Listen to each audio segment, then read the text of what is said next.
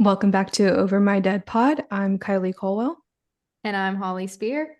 And this is Kate Carter, and I'm back, bitches. Ah!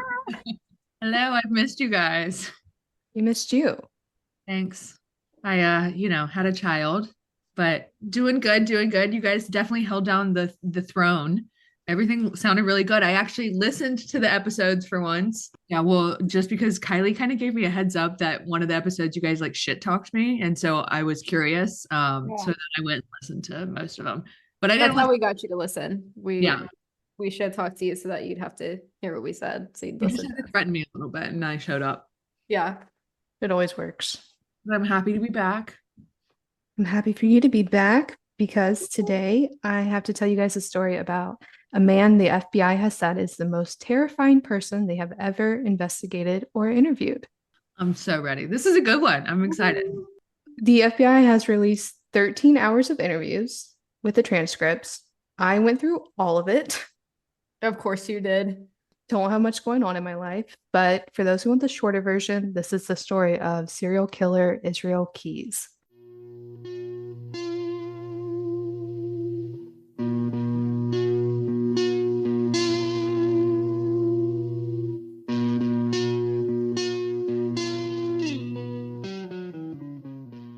So, most of what we know about Israel Keys comes from these interviews with the FBI, but there's still a lot we don't know about him, including the number of victims he is responsible for.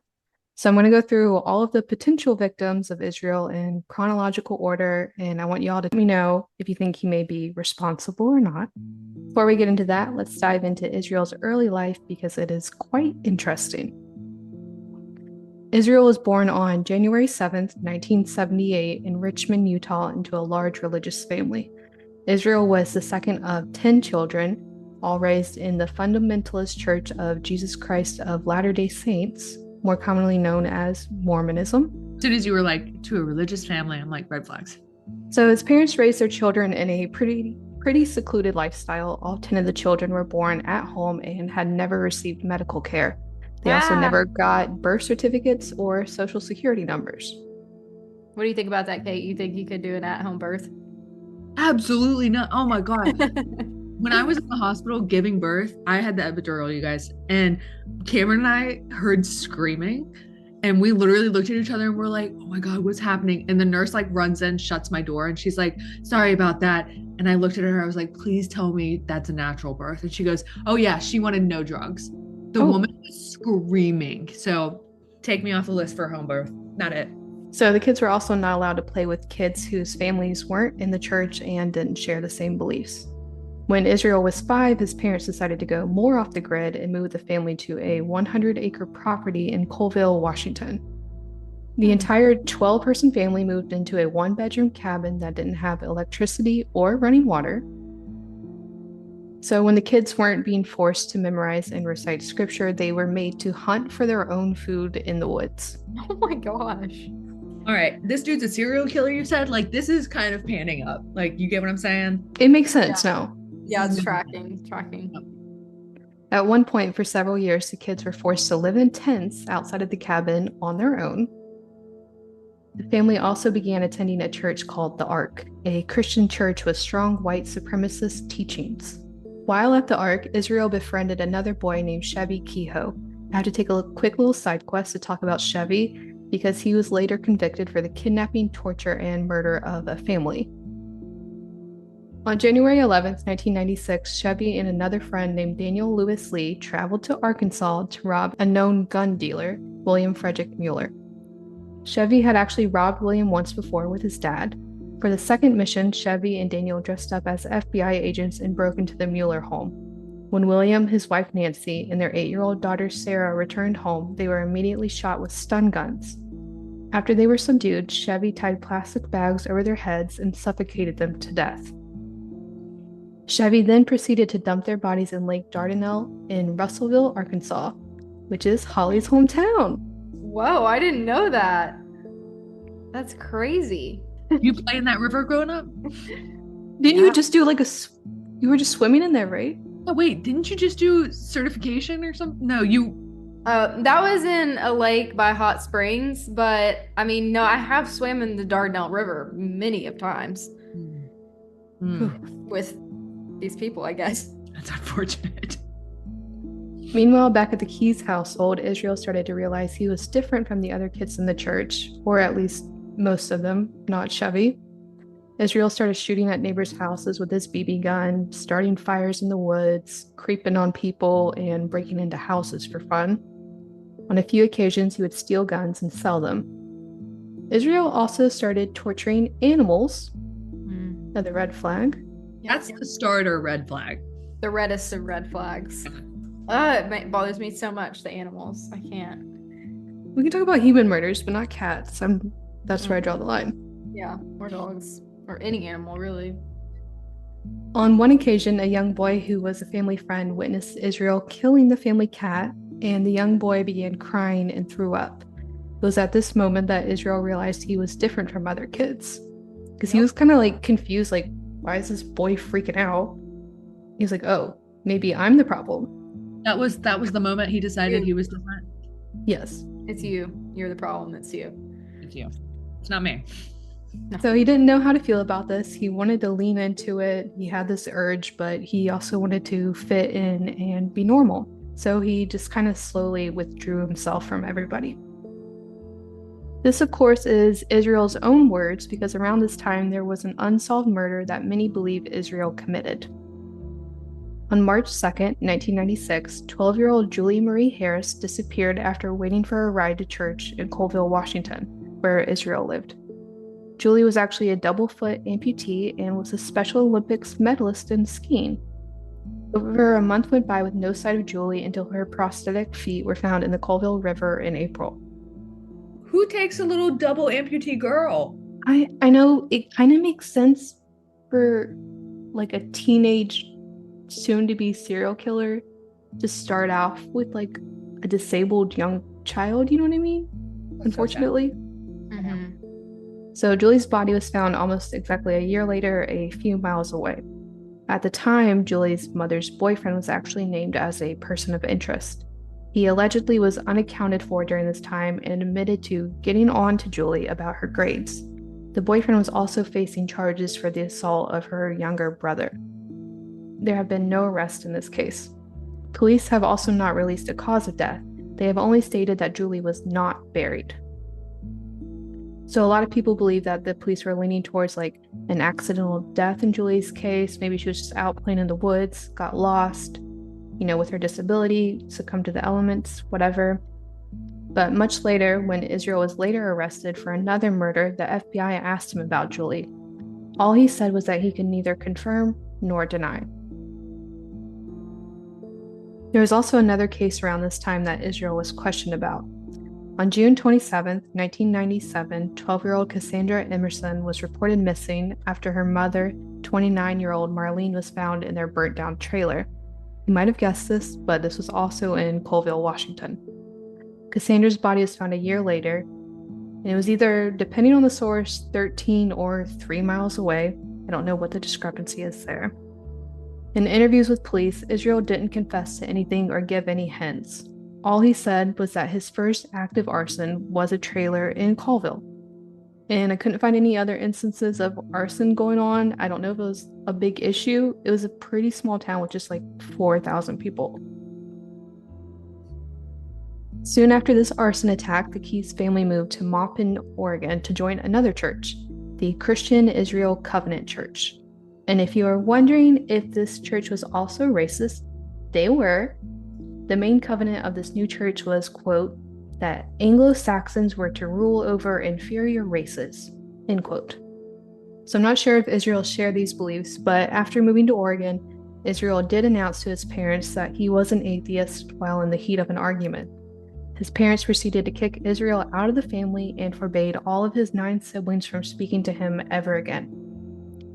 Soon after this, the Keys family packed up and moved to Smyrna, Maine, to work on a sap farm for an Amish community. Anyways, now 19-year-old Israel is now on his own in Oregon in the summer of 1997. And this is when Israel committed his first known and confirmed attack. According to Israel, he began rebelling against his parents and his childhood by leaning heavy into Satanism. He even got a pentagram tattoo. He also leaned heavy into his urges and desires and began studying serial killers and criminal investigations. He loaned books from the library about serial killers, writing down what they did right and what they did wrong. He would double check things with criminal investigation books in order to hone down the perfect plan. And fun fact, his favorite serial killer was Ted Bundy, which is who he probably got this idea from. On one summer day, Israel waded around the Deschutes River and watched people float down. He ended up waiting for hours until the perfect victim came upon him. There was a group of teenage girls floating along when one of them got left behind. Israel grabbed her from the water and dragged her to an abandoned outhouse just out of sight. Israel proceeded to tie her up and assault her. In interviews, Israel confessed that this unnerved him. This was because the girl actually began to compliment him, telling him like how handsome he was, like if he wanted to go on a date, he just had to ask, all this stuff. Because she realized like he wanted her to put up a fight. So this completely threw him off, and he ended up letting her go. That's how you do it. Smart girl. He told her that if she said anything to anyone, he would kill her. And she never said anything because no one knows who this is until this day. All Israel could provide is that she was anywhere from the age of 14 to 18. He also says that he regrets not killing her, and it really struck his ego by letting her go. Wait, she never came out and said anything? Nope, even after his arrest. That's crazy. I was about to say, like, how many people do you think actually don't say anything? Because I've never heard of them, but obviously I guess you wouldn't hear of them unless the killer confesses, yeah. Killer confesses, but that's crazy. This did unnerve him quite a bit because to kind of run away, he decided to move to Albany, New York, is where another potential victim lived. On March 2nd, 1998, 19-year-old Susie Lyle disappeared. Susie was last seen getting off the bus at Collins Circle after her shift at the mall and heading towards her dorm on the SUNY Albany campus. She was reported missing the next morning after failing to get back to her dorm. Her credit card was used at a local convenience store ATM and $20 was withdrawn. Susie's boyfriend told police that the only people who knew the PIN number for the card was Susie and himself. Also, this was before ATMs had security cameras, so we don't know who used the card. The boyfriend had an alibi, which I will say is not strong. He said he was playing video games with a friend, but the friend did confirm this. Oh, boys. Initially, he was cooperative with police and said Susie was his fiancée. Susie's family has later said that they were not engaged, so this was odd. Even more odd, they reported that Susie tried breaking up with him on multiple occasions, but he would get emotional and convince her to stay. Okay, red flags. Red flags, people. Soon after his disappearance, the boyfriend refused to take a polygraph test. Well, I mean, I don't blame him, but don't do it, actually. He made the right decision. Yeah. Though this boyfriend has not been named as a person of interest or a suspect, but police have kind of entertained a connection to a similar case. 13 years prior, another SUNY student, Karen Louise Wilson, went missing after being seen at the exact same bus stop. That is weird. Like Susie, Karen has not been located and there are no official suspects. Police are kind of at a loss with both cases. What we do know is that on the night of Susie's disappearance, a man had called police to report a suspicious man waiting around in a parking lot, less than 2 miles away from where Susie was. The man was described as tall, with an athletic build, dark hair, and blue eyes, which matched Israel to a T. However, we aren't entirely sure when Israel got to New York. We do know that on July 9th, 1998, a few months later, Israel enlisted in the Army right there in Albany, which I don't know how he did without a birth certificate or a social security number. Sometimes the military just needs them. Makes sense. Israel ended up being stationed at Fort Lewis in Tacoma, Washington, and found it hard to fit in with other soldiers due to his sheltered life. He didn't understand their pop culture references and just generally was not a cool dude. So he began to abuse alcohol and drugs, confessing to spending over $100 a day on cocaine. Israel also started to hire prostitutes and realized he was bisexual. Growing up the way that he did, there's so many red flags. He was going to turn up weird. You know, In like, one way or another, weird. Yeah. yeah, like he didn't. There was no choice, unfortunately. So he carried on this lifestyle when he was moved to Fort Hood in Texas and later to Egypt. On one occasion that we know of, Israel hired a prostitute in Egypt and barricaded her into a hotel room and wouldn't let her leave. The woman did get away and reported that no assault had occurred, but that he was an odd man, which, go figure. Israel ended up back at Fort Lewis in Washington for a bit until February of 2001 when he got a DUI, and this resulted in him being honorably discharged. Honorably. Honorably. Damn, he got lucky. Honorable. Also lucky right before 9/11. Right. And like I don't know if you guys know this, but when you are honorably discharged, you can apply for VA benefits. If you are not honorably discharged, if you're just discharged, then you don't get VA benefits. Like, you can't apply for disability and stuff like that. So he's had it made. Right. And a DUI this day, you don't get honorable at all. Oh. Yeah, I wouldn't think so. But also sometimes you don't get kicked out for a DUI. It just depends. I think they just figured he's a weird dude. He's not fitting in. Let's just get him out. So after this, Israel moved to Nia Bay, Washington, but this is where another body appeared. Sometime between July and October of 2001, the details are hard to find. Literally couldn't even find a name. A man went missing after going on a hike. His body was later found in the water and ruled accidental. Despite this, the FBI is investigating Israel's connection to this, not only due to his proximity, but due to his own words. In one of the interviews, an agent asked Israel if the murder started after his military discharge. He said, "Yeah, Nia Bay is a boring town." In another interview, he admitted to submerging a victim in a lake, but wouldn't expand on details. Another reason why he may be connected is because of his own girlfriend. After being discharged, Israel began dating a woman named Tammy and moved in with her. Tammy later told police that on the day the man disappeared, Israel was nowhere to be seen. What is odd is that Israel seemed to have turned his life around during this time. So he had a girlfriend, they had a daughter who we'll call Sarah, and Israel apparently was a really good dad and partner. Tammy said he was attentive and caring. He was working as a construction worker, and all of the neighbors loved him. The only complaint anyone had, including Tammy, was his drinking. At this point, Israel was drinking a bottle of whiskey and at least a 6-pack of beers daily. When he would get really drunk, he would break down and start crying to Tammy about how horrible of a person he was, but he wouldn't say much, and Tammy could never figure out what he meant. The little family lived quite peacefully up until 2007 when Israel turned 29. Around this time, Tammy got uterine cancer and ended up getting a hysterectomy. Following this, Tammy ended up being addicted to painkillers, and Israel began an online relationship with a woman in Anchorage, Alaska named Kim. He decided to leave Tammy and take their daughter to move in with Kim soon after beginning this relationship. That's rough.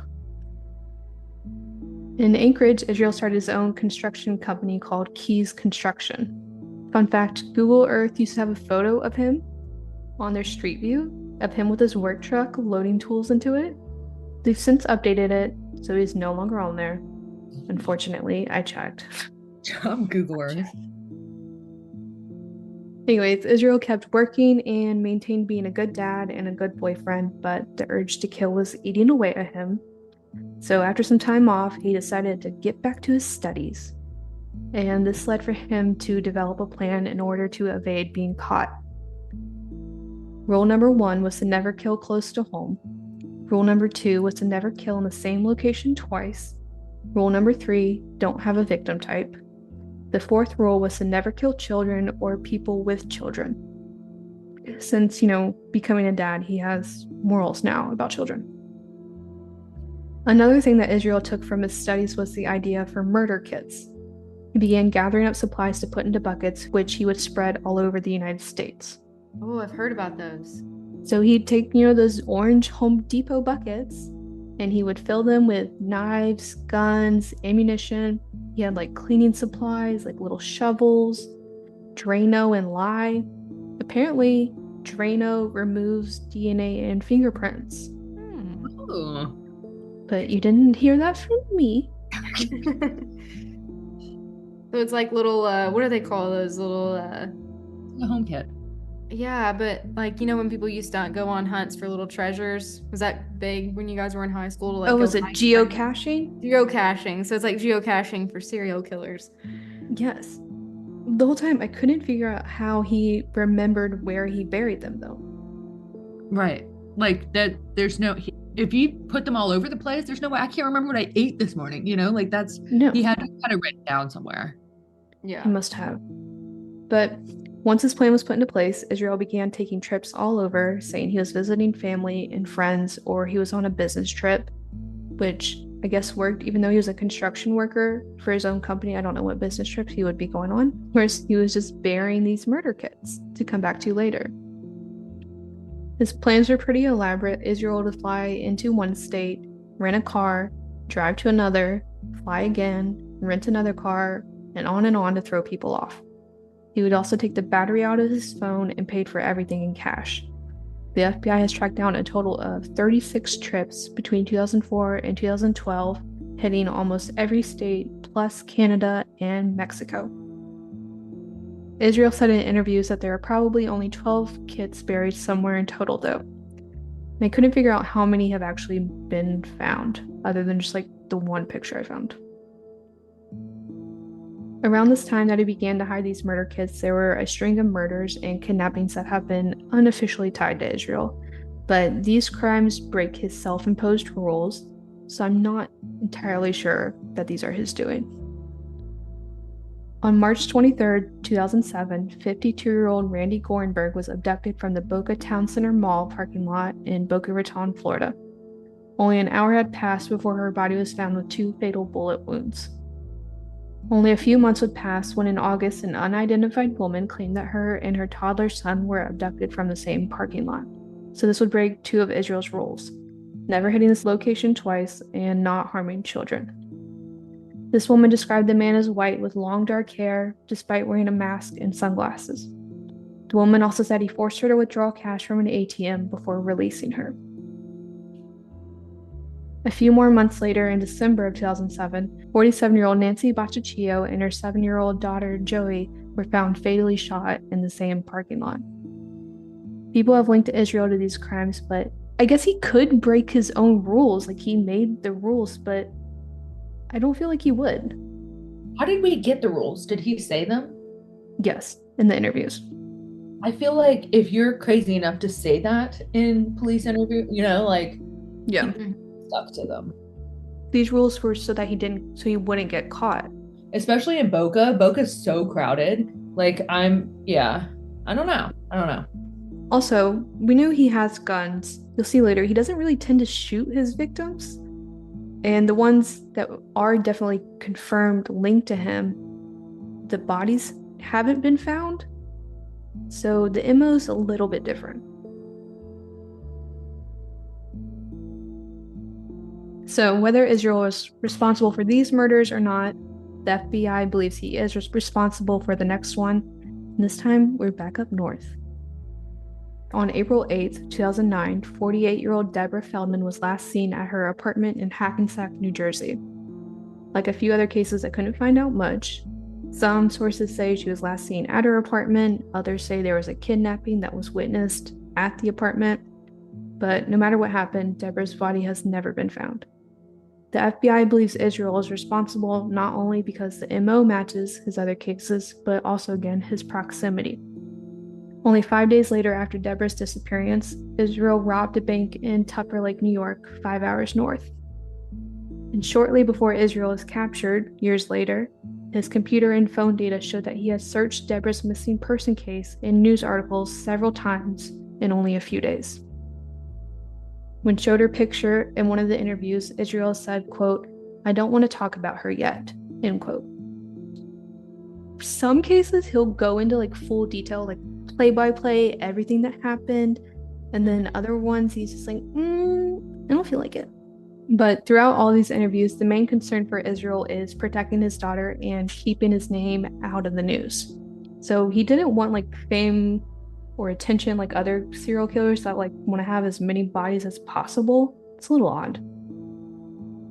Another instance of Israel toying with the FBI comes with the case of Madison Geraldine Scott, who went by Maddie. On May 28, 2011, Maddie went to a campsite party with some friends in Vanderhoof, British Columbia, which is about 33 hours from Israel's home in Anchorage. That night, Maddie had gone to bed in her tent and had sent a few texts to her dad before falling asleep. Around midnight, Maddie's friend Jordy Bolduc woke Maddie up and asked her if she wanted to leave with her. Jordy had gotten into a fight with her boyfriend and said she needed to get out of there. Maddie declined and said she would see Jordy in the morning.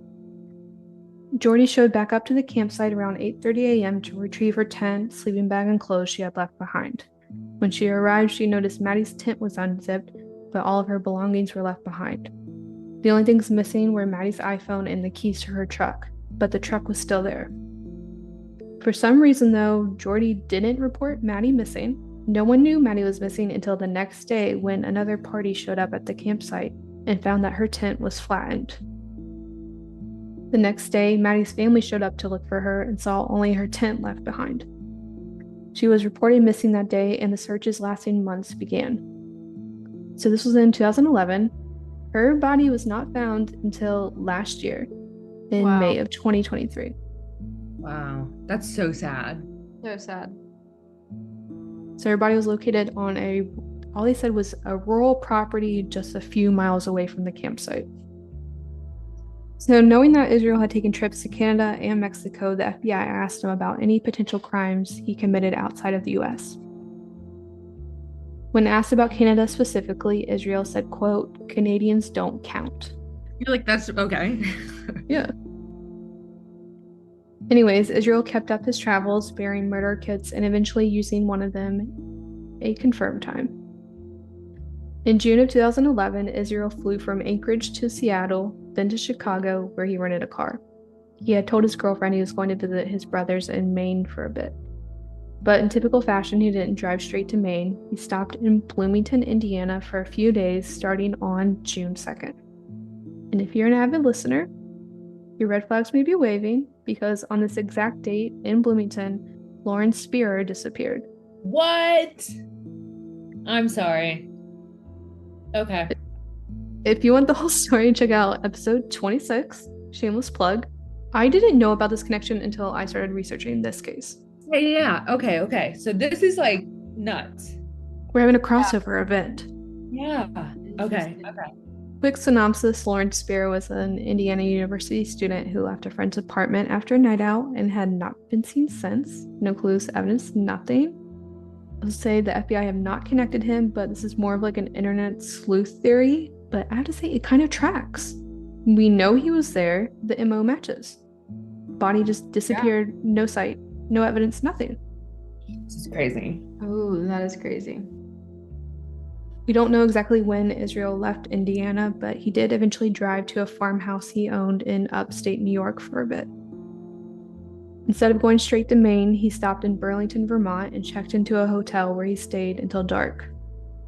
Once the sun was down, Israel put on all black clothing and walked to find one of the murder kits he had buried there 2 years prior. Side note, we know all these details because it's like one of the times Israel actually talked about them. Once he had his murder kit, he began to walk around town looking for the perfect house to hit. It took a bit, but he stumbled upon 8 Colbert Street in Essex. The house was quiet and there were no kids' playgrounds or tools in the backyard or in the pool. So this checked off one of his rules for not harming children or people who had children. So he sticks to the rules. So far, yeah. Yeah. Israel cut the phone line and broke in through the attached garage. Before entering through the kitchen, he rummaged around the car a little bit. He then quietly walked upstairs to the main bedroom where 49-year-old William Currier and his wife, 55-year-old Simone Currier, were sleeping. At gunpoint, he ordered the couple to roll over onto their stomach so he could zip tie their wrists and ankles together.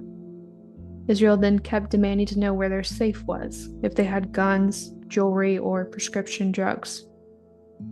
He then demanded for their debit and credit cards and wrote down their PIN numbers. While William and Simone were all tied up, he grabbed 2 of their suitcases and began filling them with their belongings, some expensive and some just clothes. At one point, he noticed Lorraine was wearing a t-shirt and shorts, so he forced her to change into lingerie. Once this was done, he forced the couple downstairs into their own car, with Lorraine in the passenger seat and Bill in the back.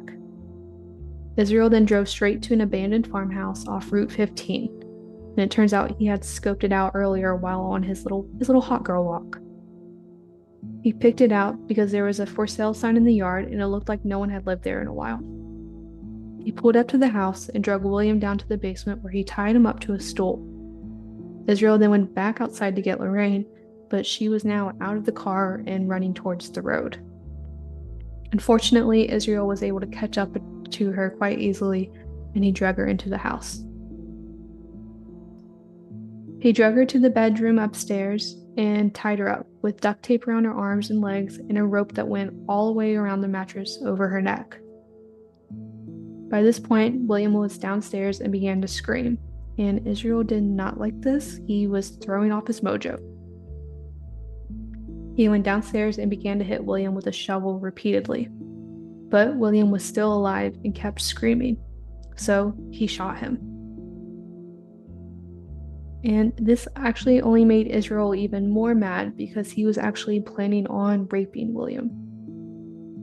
So with William now dead, he shifted his focus to Simone. After raping her twice, Israel dragged Simone down to the basement to face her deceased husband. He then put on a pair of leather batting gloves and strangled Simone. He then poured Drano over their bodies and placed them in trash bags. He placed the bags in the corner of the basement and covered them with more trash and some wood he found lying around. After this, he drove their car to a Rite Aid, where he had dropped off his own car and headed up to Maine to visit his brothers. And for years, the mysterious disappearance of the Couriers was just that, a mystery. There was no evidence of foul play in their car or in their home. People had no idea what had happened. And even after Israel's arrest, their bodies have never been found. Because shortly after the murders, the house that their bodies were in was demolished and the pieces were taken to several different landfills. So right now his MO is the bodies not being found. Yeah, no body, no crime. Yeah. So there were several searches of the landfills, but no results. So I think it's time to talk about the final confirmed crime Israel committed that finally led to his arrest and all of these interviews. And this was probably his most gruesome attack. So this is one where all of his self-imposed rules went out the window, which I guess kind of makes him right, because when he stopped following the rules, he got caught. He wasn't on anyone's radars. No one knew that these crimes were connected in any way. The only criminal record he had was the DUI. So right before 8 p.m. on February 1st, 2012, Israel headed towards the Common Grounds coffee stand in his hometown of Anchorage. Apparently, he had scoped out a few coffee stands and shops before selecting this one. The only employee in the store was 18-year-old Samantha Koenig. Israel pulled up to the window with a gun in hand and told Samantha he was robbing the place. He instructed her to turn off the lights before jumping through the window, shoving napkins in her mouth and tying her wrists together with zip ties. Israel demanded for Samantha's car keys and for her to tell him where her car was. Samantha explained that she didn't have her car with her and her boyfriend had dropped her off at work, and most importantly, he would be returning soon to pick her back up. Israel didn't care though.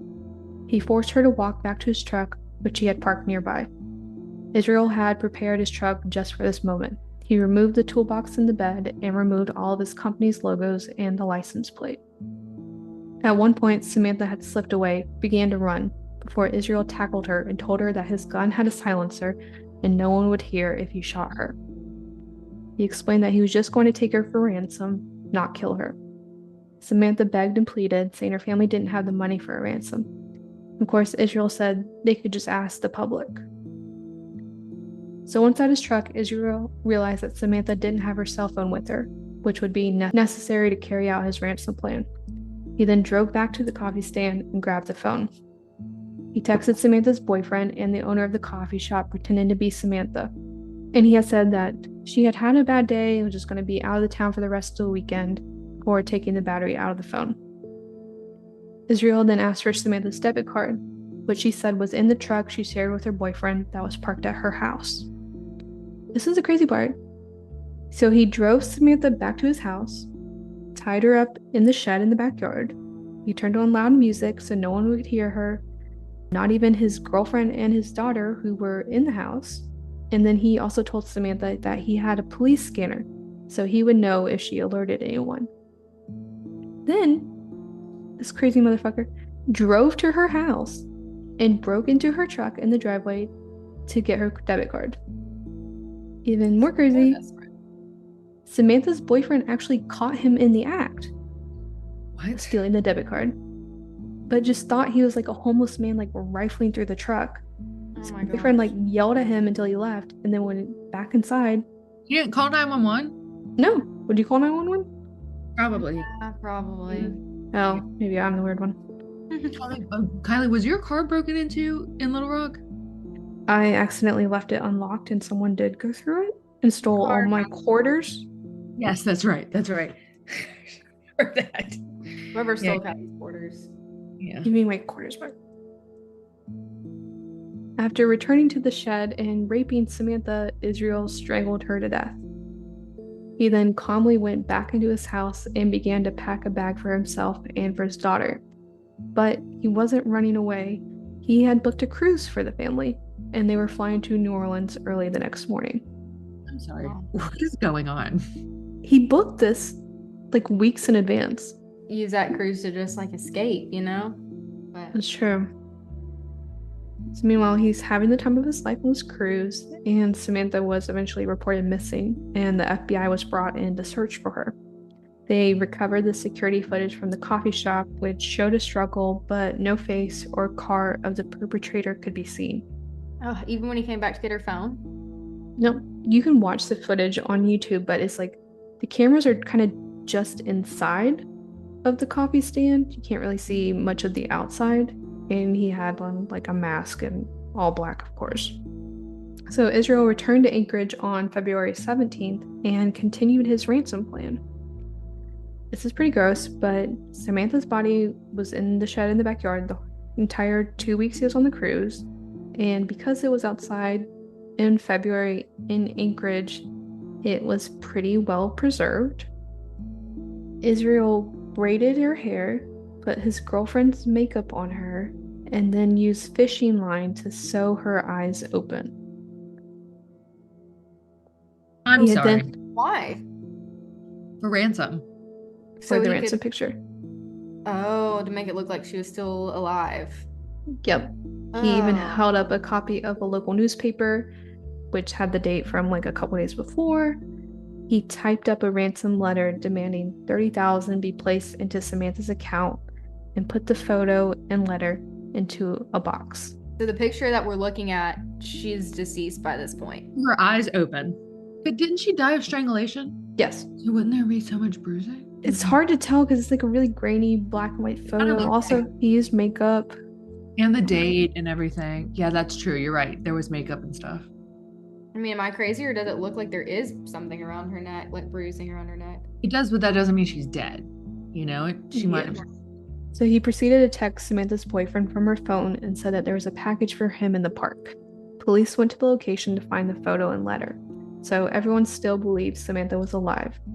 Little did they know that by this point, Israel had actually dissected her body and dumped it into a frozen lake in Palmer, Alaska, a little east. Samantha's family did end up depositing the money into the account with the help of the community donating. Their plan was to let the perpetrator use the card and track him down that way, and it wouldn't take long. Withdrawals were made with the card starting in Anchorage, then Arizona, New Mexico, and lastly in Texas. But the security footage from all the ATMs only showed a masked man, no car. Except for one instance, Israel slipped up. In the corner of the security footage, a white Ford Focus was spotted. And with this, police and the FBI issued a BOLO for the car. It took some time, but on March 13th, a Texas state trooper spotted the car parked at a motel in Shepherd. He waited for a bit for the owner to leave in the car, and he did. The trooper followed for a bit, slyly, until the car began speeding. And this was enough to pull him over. In the car, the trooper found the disguise Israel had been wearing in the ATM security footage. He also found Samantha's phone and her debit card, which was in Israel's wallet. There was also a duffel bag full of cash with a dye packet, like from a bank. And finally, it was all over. But it's not. What? It was over, but it's not. They thought it was over. Because Israel wasn't in Texas just to evade police and use the card, he still had murder kits. Also, between all of this, he went to one of his sister's weddings in Texas. This dude's nuts. I mean, don't get me wrong, everybody's nuts that we probably talk about, but this guy is just like, la la la, normal life. I'm gonna kill somebody. La la la. Gotta catch my cruise. Yeah. I think that's the scariest part. Is like on the outside, he's like a good dad, like owns his own business, normal life, and then crazy killer at night. Well, and he obviously likes Ted Bundy, so he's trying to. Yeah, that's true. Copycat. And I don't want to say like he doesn't not look crazy, but like he looks normal. So pretty soon after the ransom letter was sent, 58-year-old James Tidwell Jr. went missing in Enterprise, Texas. He had left his job as an electrician around 5:30 that morning and told his boss he would be back later that afternoon, but he never showed up. It actually took a few days for James to be reported missing because his wife was actually living with her family for a bit while their house was being remodeled. James' car was found on the side of the road near State Highway 315 with enough gas in the tank to drive the 5 miles home, and the tires were fine. James was last seen wearing his white construction hat with his long hair poking out from underneath. At the same time, Israel robbed the National Bank of Texas in Azle, 3 hours east. He was wearing a face mask, a white construction hat, and a long wig. When asked about the wig he wore in his FBI interviews, Israel said it was human hair. The agents asked where he bought it from. To this, Israel responded with, quote, "You don't have to buy real hair to get real hair." Okay. It's gnarly. Pretty quickly after being arrested in Texas, he was extradited to Alaska for the kidnapping of Samantha Koenig.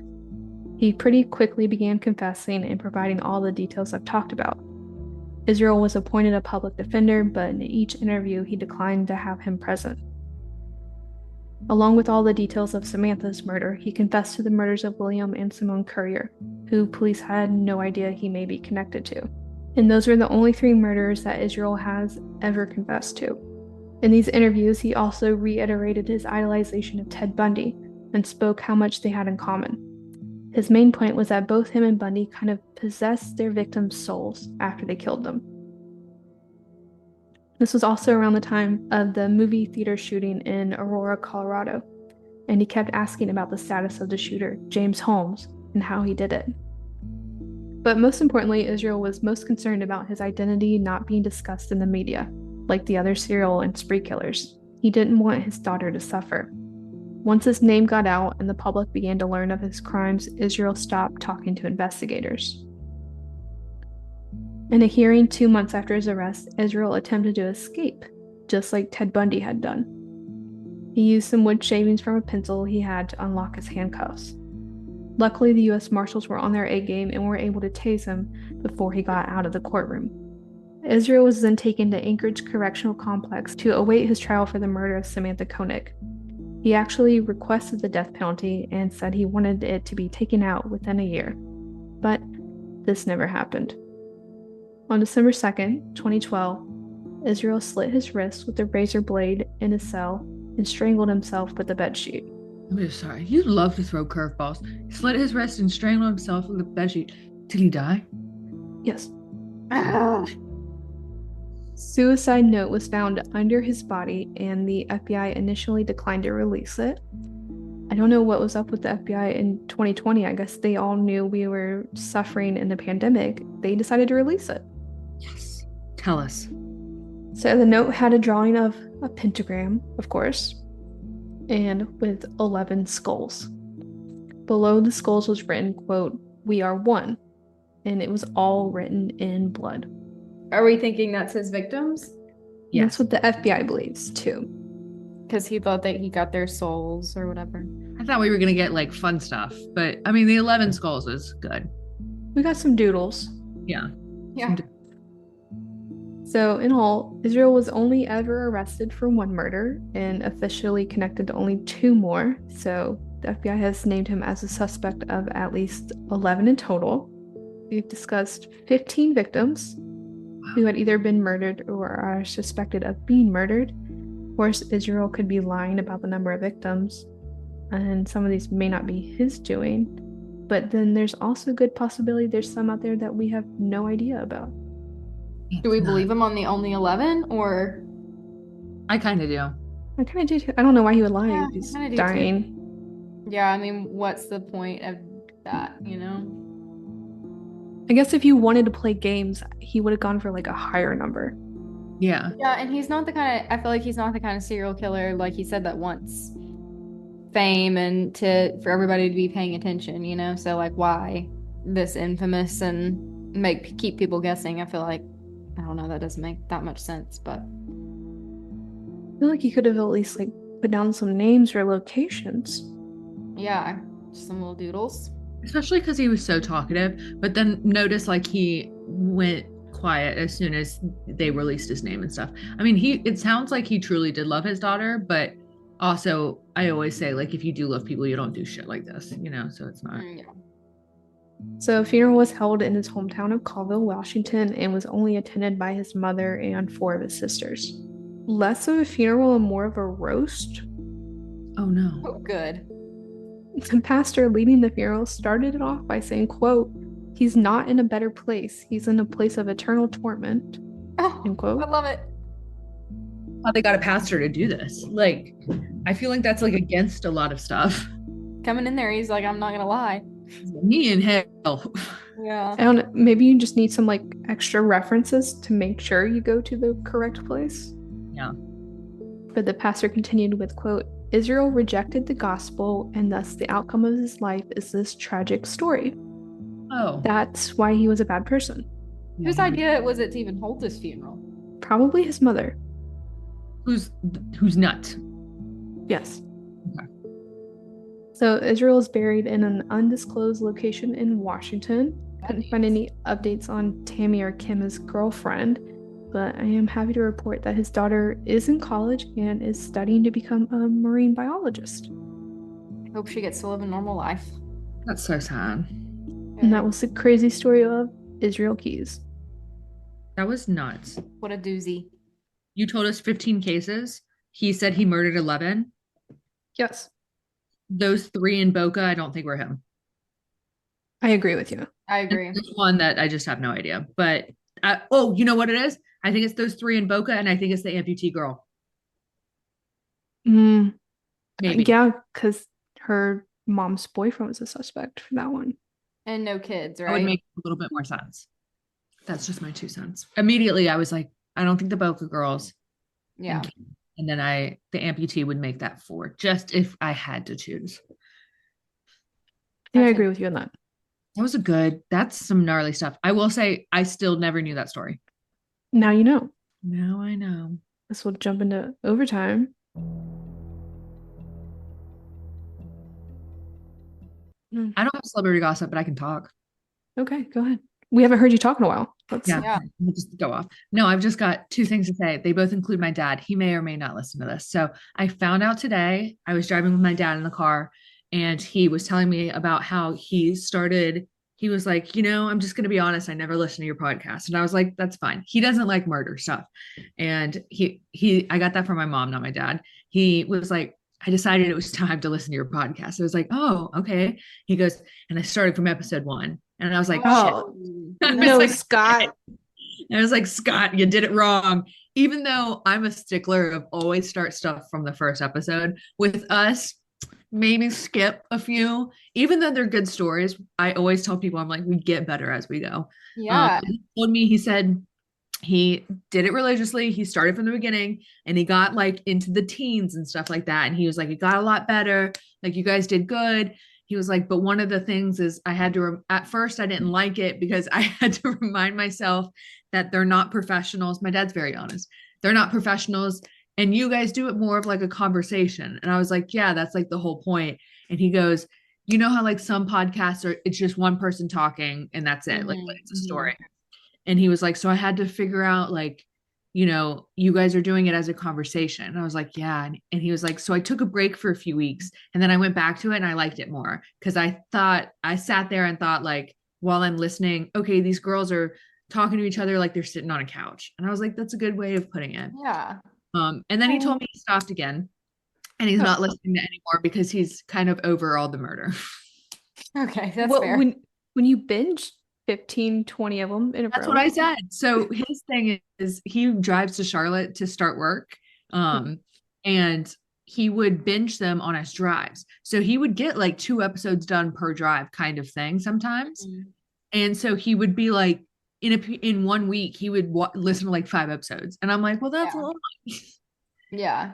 So he told Especially me, for someone that doesn't like true crime. He's just yeah. really trying to He said support. there was one episode, and I don't know what it was, that like there was a lot of gore or something, or it had, I don't, yeah. And so he was like, Riley. and so Great. after that, I decided I was going to stop listening again. And I was like, it's okay. You know what? You Fair. try. And so he said he might try again in a few weeks. And I was like, you don't have to. You could just do one a week, Scott. Yeah. Yeah.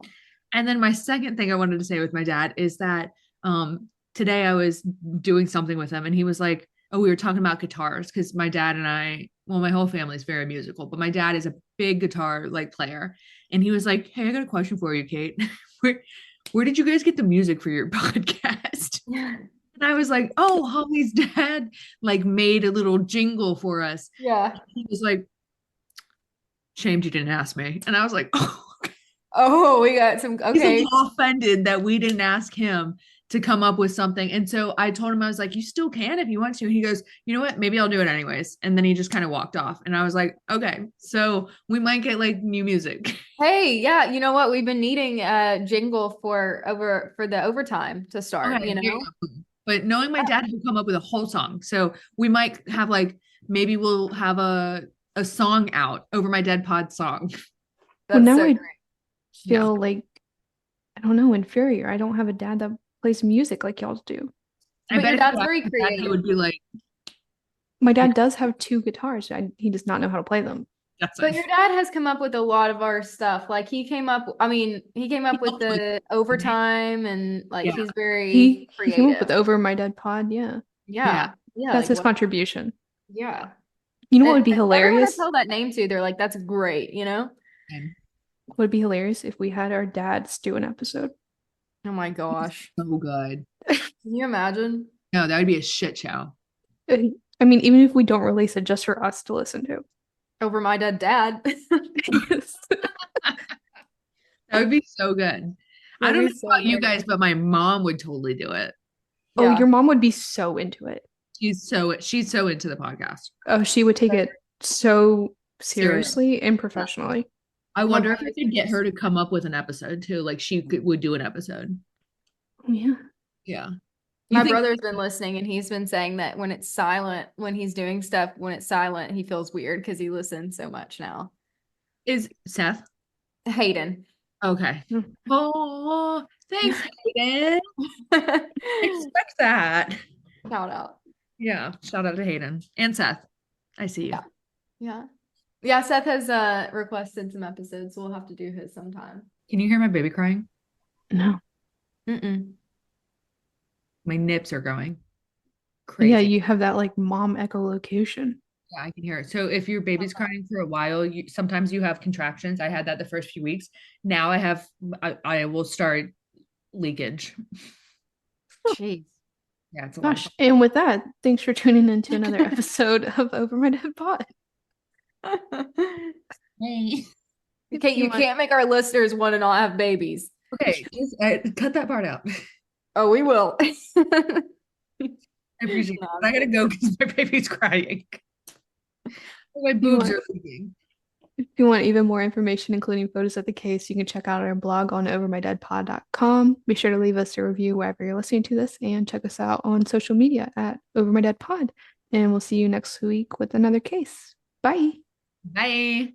Bye.